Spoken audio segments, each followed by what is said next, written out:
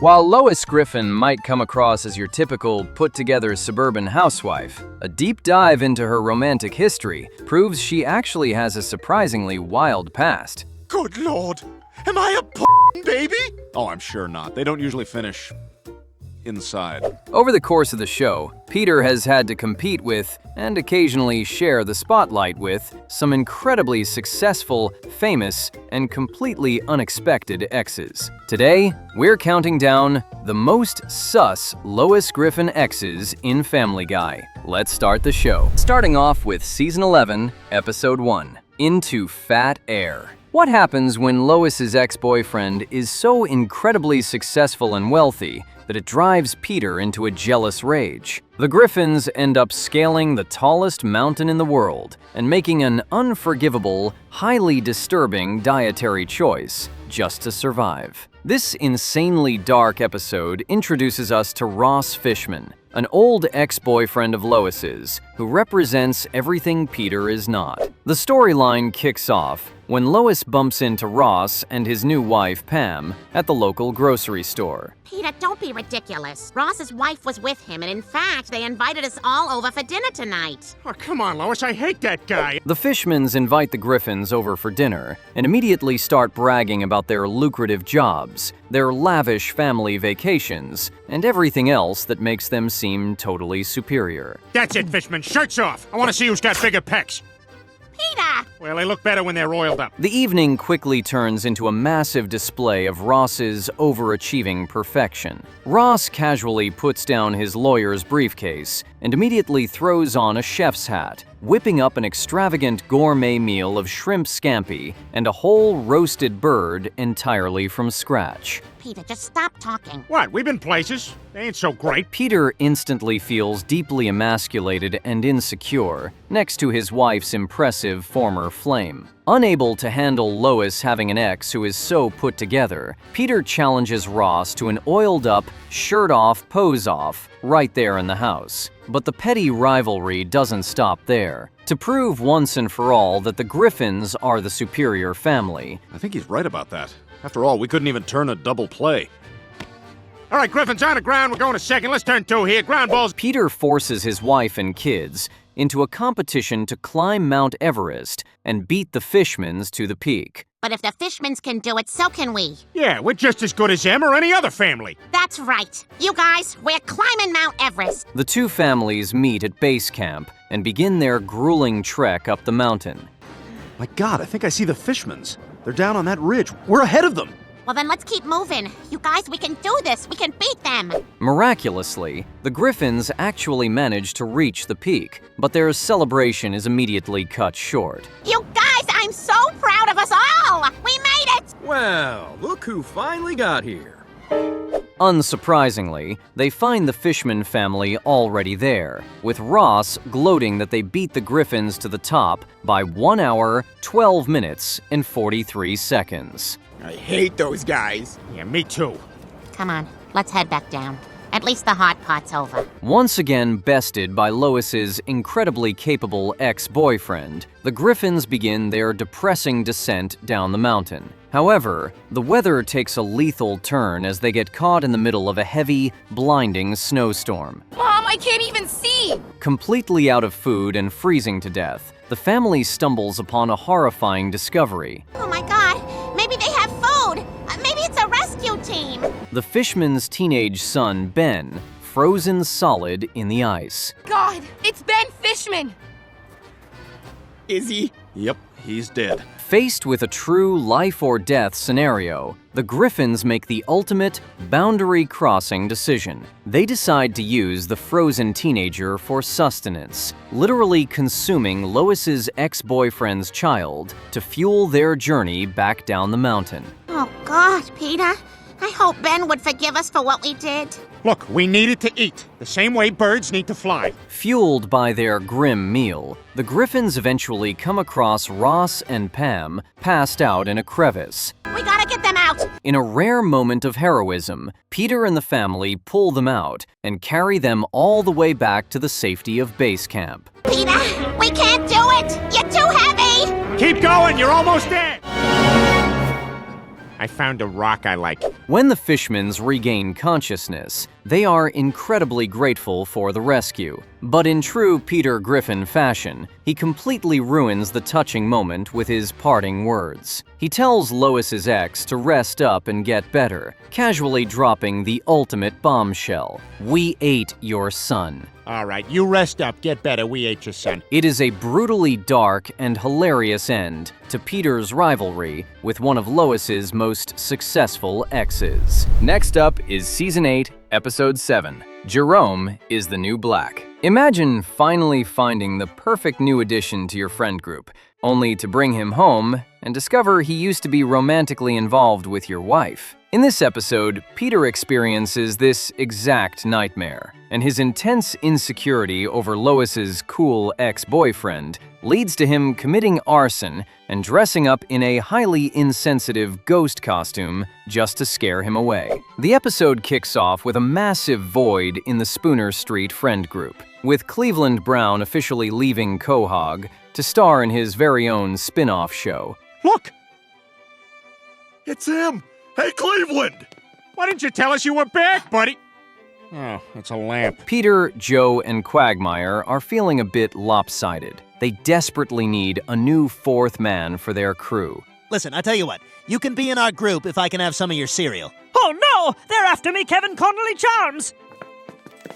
Brian actually offers up his services to fill the vacancy, but Peter immediately shoots the dog down, bluntly reminding him that Quagmire absolutely hates his guts. Later, while hanging out at the Drunken Clam, Horace the bartender asks the guys if they want to enter the local darts tournament, but they are still one man short. Right on cue, a brand new patron named Jerome overhears them and steps up to the plate. Jerome is essentially everything Cleveland wasn't. He's incredibly suave, confident, and highly capable. Gentlemen, we got us a black man. The guys instantly fall in love with his vibe and officially crown him as their new fourth best friend. Glad we got to hang. I mean, you're a good Nope, Relax, man. I like you too. Thrilled with his new buddy, Peter decides to bring Jerome back to the Griffin house to meet the family. But the second they walk through the door, the joyful atmosphere completely evaporates. It turns out, Lois and Jerome are already very well acquainted. In fact, Lois drops the absolute bombshell that she and Jerome actually used to date back in the day. Peter, I know I told you about Jerome. Lois, I would have remembered if you told me that. I told you, Peter. I remember exactly what we were doing. Peter's brain completely short-circuits. Lois tries to calm him down, assuring Peter that she is married to him for a reason and that her past with Jerome is ancient history. But Peter's insecurities instantly take over. He simply cannot handle the fact that his wife used to be intimate with a guy who is infinitely cooler and more put together than he is. This jealousy quickly boils over into a highly illegal act. You're not really gonna hang out with him, Lois, are you? We're just friends, Peter. Don't tell me you're jealous. While drunkenly walking home from the bar one night, Peter spots Jerome casually watching television inside his house. You just stand your ground, garbage sculpture man. They'll come to respect you. Fueled by pure, bitter jealousy, Peter haphazardly lobs his beer bottle right through Jerome's window. By total accident, the bottle completely engulfs the house in flames, burning Jerome's home to the ground. Dear God and Black Jesus. Black Jesus! The kingdom of God is inside you.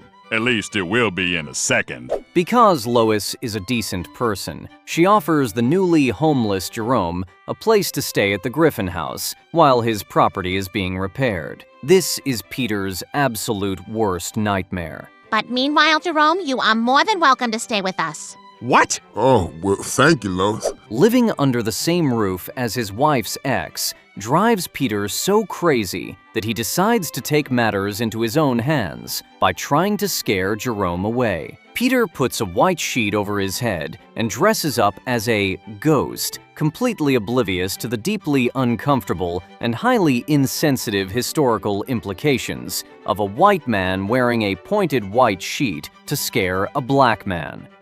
I can't believe this. I thought I found a true friend in you. I'd never do anything to hurt you or your family. Despite Peter's wildly inappropriate behavior, Jerome proves just how great of a guy he truly is. He tells Peter that he would never do anything to sabotage a friend's marriage, and willingly decides to pack his bags and leave the house to give Peter peace of mind. Lois is utterly disgusted by Peter's actions. To make him realize how terribly he behaved, she hands Peter a thoughtful thank you gift that Jerome had purchased for him before he left. Jerome got you this as a thank you for letting him stay here. It's an actual prop from Family Ties. Crushed by guilt, Peter finally realizes the error of his ways. He tracks Jerome down to deliver a sincere apology. Look, I'm sorry about how I acted. It's just...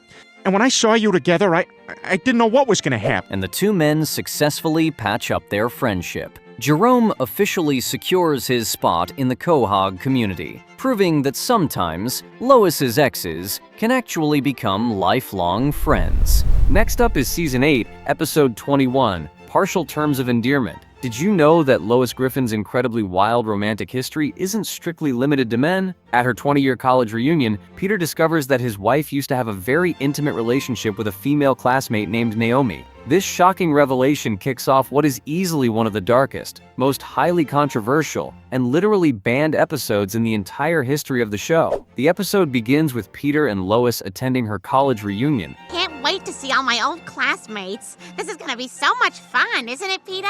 With Peter acting incredibly protective and jealous, threatening to physically assault any old boyfriends who try to make a move on his wife. However, his entire tune changes when he finds out that Lois's old college flame was actually a woman. Peter's mind immediately goes into the gutter, and he becomes wildly overjoyed. No way! My wife messed around with another chick! Thank you, God! Blindly assuming that Naomi wants to reignite their old romance and include him in the fun. He is so confident that an adult sleepover is about to happen that he completely kicks his own children out of the house before Naomi comes over to visit. 'Cause your daddy's gonna have a three-way with your mother and her friend.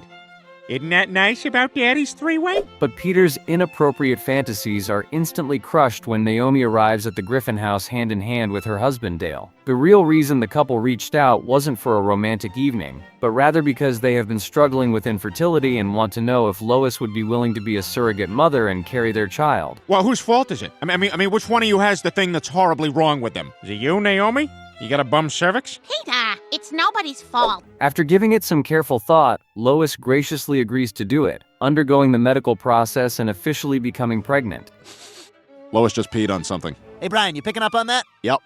It worked, everybody. I'm pregnant. Peter is initially furious about having to deal with a pregnancy that isn't his, even going so far as to make vague, unhinged threats about making the house a dangerous place for a modern woman.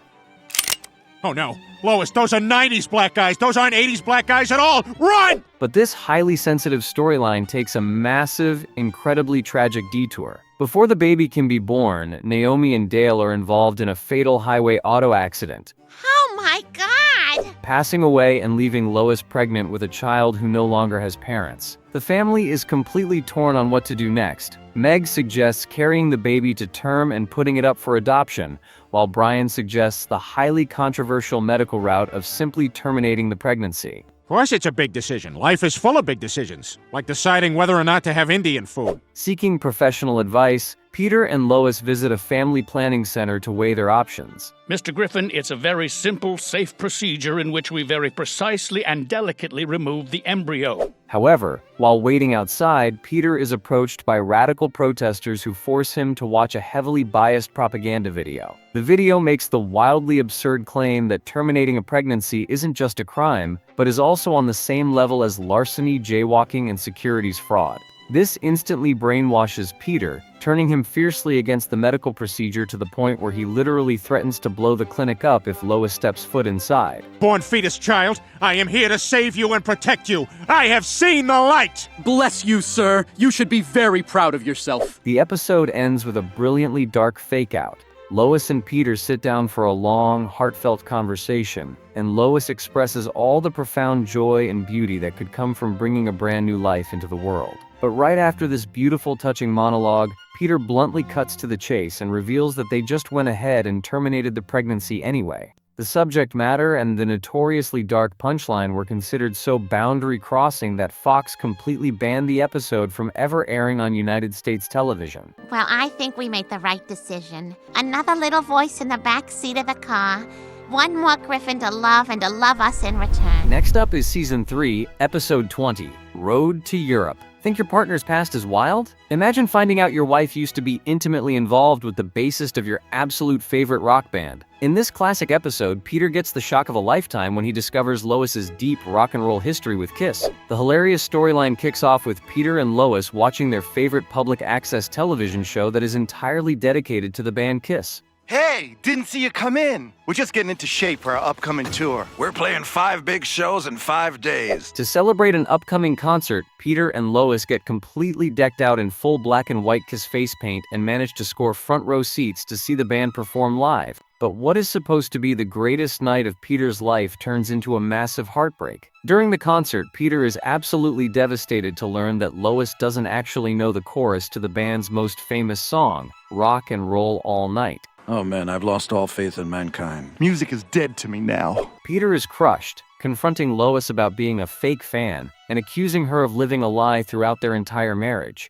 I wanted to share in all aspects of your life, Peter, but I just was never that big a Kiss fan. Yeah, I should have guessed that when you were willing to dress up as Peter Criss. But Lois's redemption comes in the most unexpected and highly sus way possible. Following the concert, the couple stops at a local Denny's for a late-night bite, and wouldn't you know it, the entire band Kiss just happens to be eating there too. We don't deserve to be under the same roof with them. Let's go. Well, all right. I guess I could fix us something when we... Hi, Peter is starstruck, but before he can even process the moment, bassist Gene Simmons walks right up to their table. He doesn't recognize Peter, but he instantly recognizes Lois. I don't believe it. It's Menages. Hey guys, this is the girl I told you about. I knew her before we formed Kiss. Lois. In front of her husband, the rock legend enthusiastically greets her using a highly unflattering, deeply suggestive nickname from her past, Loose Lois. Peter's jaw practically hits the floor as he realizes that his seemingly innocent, suburban wife used to be a full-blown rock and roll groupie. Gene Simmons happily recounts their wild history together.